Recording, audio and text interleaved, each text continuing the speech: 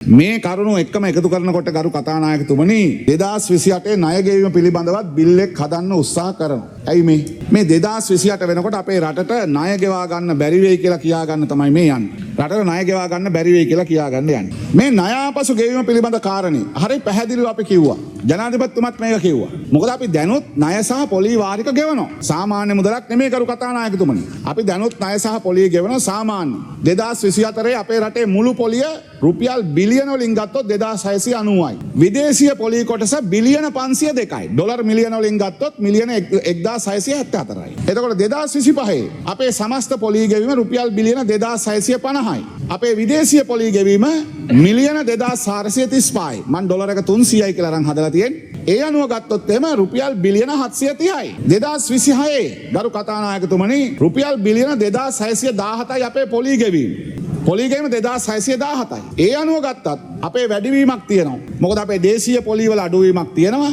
හැබැයි විදේශීය පොලිය අපිට එක විදිහකට තියෙන්නේ සමහර ඒවා. ඒ නිසා මේ පොලිය ගත්තාම ණය එකතු කරන ප්‍රමාණයක් එක්ක මේකට එකතු වෙනවා. මේ ගෙවීම ගත්තාම රුපියල් බිලියන 2500ක් ඩොලර් මිලියන 2500ක විතර පොලියක් තමයි ගෙවන්නේ. ඒක ගත්තාම රුපියල් බිලියන වලින් ගත්තොත් 780යි. ඒ කියන්නේ 2617ක් 26 පොලිය ගෙවද්දී ඒකෙන් 780යි අපි විදේශීය ණය සඳහා පොලිය. ඒතකොට කරු කතානායකතුමනි මේ විදිහට 2028ට යනකොට අපි 2028ට යනකොට අපේ පොලිය රුපියල් ඩොලර් මිලියන 3259යි. ඒ නිසා 2025 සාපේක්ෂව ගත් අපිට වැඩි වෙන්න ඩොලර් මිලියන 824යි. ආර්ථිකයේ වර්ධනයන්, රාජ්‍ය ආදායමේ වර්ධනයන්, ඒ වගේම විදේශ සංක්‍රාම වැඩිවීම, අපනයන ආදායම වැඩිවීම, සංචාරක ව්‍යාපාරයේ වැඩිවීම, විදේශ ඍජු ආයෝජනවල ඉහළ යාම, ජාත්‍යන්තර හා ද්විපාර්ශ්වීය සංවිධාන IMF, World Bank, ADB ඒ වගේම 28 ඩොලර් මිලියන 3259යි.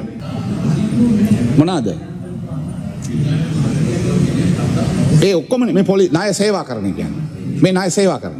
හරි. නෑ. ඉතින් අපි කොහොමද දැන් ගෙවමින් යනවනේ. අපි දැනොත් මේ අවුරුද්දෙත් ණය පොලි ගෙවීම ගැන විතරයි මම මේ කියන්නේ. ඒ නිසා අපිට වැඩි වෙනවා නම් වැඩි වෙන කොටස මේක. ඊට අමතරව රවි කරුණානායක මන්ත්‍රීතුමා අහන්නේ ණය වාරිකයයි පොලි වාරිකයයි දෙමුම.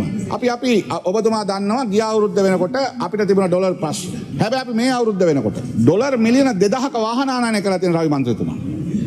හැබැයි සාමාන්‍ය ඔබතුමා දන්නවා පහුගිය අවුරුදු කීපෙම බැලුවොත් එimhe ඩොලර් මිලියන 700යි 800යි 900යි 1200යි වාහන ආනයනය. අවුරුදු කීපයක් වාහන ආනයනය නවත්තලා තිබිච්ච නිසා එකවර ඉල්ලුමක් ඇති වුණා වාහන ආනයනය සඳහා. ඒ නිසා තමයි මේ අවුරුද්දේ ඩොලර් මිලියන 2000කට ආසන්න වාහන ආනයනය සඳහා අපිට ඩොලර් වෙන් කරන්න වෙලා තියෙන්නේ. ඉතින් අපි හිතනවා ලබන අවුරුද්දේ මෙච්චර එකක් වෙන්නේ නැහැ. ඒ නිසා මේක යම් ප්‍රමාණයක් තියාගෙන යන්න පුළුවන් වෙයි මිලියන 1000ක 1200ක වගේ. ඒ නිසා අපේ සංචිත එහෙම නොවුණා නම් තව බිලියනයකින් වැඩි වෙන රවි මන්ත්‍රීතුමා. විදේශ සංචිත 6.3ට 7.3ක් දක්වා අපි ගන්න තිබුණා. හැබැයි මේක අපි පාලනය කරමින් යන්නේ. ඊට අමතරව ජනාධිපතිතුමා කිව්වා එදා භාණ්ඩාගාරයේ සතුව ට්‍රිලියනයකට වැඩි රුපියල් තියෙනවා අපිට. ඒ නිසා මේ ආර්ථිකයේ 2028 ණය ගෙවීම පිළිබඳ ප්‍රශ්නයක් නැහැ කියලා කියන්නේ අපි. පොලි වැඩිවීම විශාල ලෙස සිද්ධ වෙන්නේ නැහැ. අපේ ණය කොටස ගෙවීම කියන කාරණේ දෙකම එකට එකතු කරලා අපිට ගෙවන්න පුළුවන්. ඒ නිසා මේ අපි ආර්ථිකයේ ශක්තිමත් කරගෙන 26, 27, 28 අපිට තියෙන ආර්ථික ඉලක්ක. ඒ ආර්ථික ඉලක්ක වගේම අපිට සංචාරක ව්‍යාපාරයේ වර්ධනය පිළිබඳ ඉලක්කයක්. මේවා තියෙනවා. ඉතින් මේ ටික කරන ගමන් අපි ජනතාව පැත්තෙනුත් බඩු මිල අඩු කිරීම ඒ වගේම බඩු මිල අඩු කිරීම ඇතුළු ශේෂ්ඨ ගණනාවක් වැඩ කරමින් තිබෙනවා.